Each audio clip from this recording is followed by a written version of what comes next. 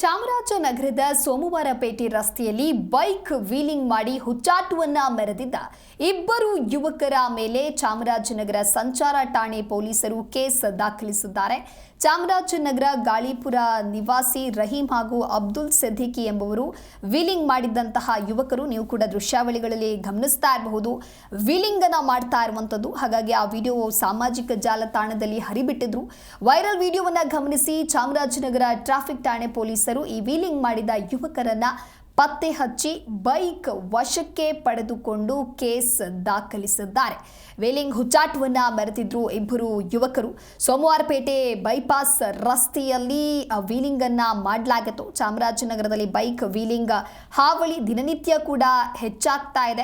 ಹಾಗಾಗಿ ಇದಕ್ಕೆ ಕಡಿವಾಣವನ್ನ ಹಾಕಬೇಕು ಅನ್ನುವಂತಹ ನಿಟ್ಟಿನಲ್ಲಿ ಕ್ರಮ ತೆಗೆದುಕೊಳ್ಳುವುದಕ್ಕೆ ಕೂಡ ಮುಂದಾಗಿದ್ದಾರೆ.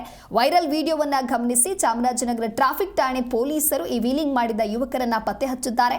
ಪತ್ತೆ ಹಚ್ಚೋದ್ರ ಜೊತೆಗೆ ಬೈಕ್ ಅನ್ನ ವಶಕ್ಕೆ ಪಡೆದು ಕೇಸ್ ದಾಖಲಿಸಿದ್ದಾರೆ.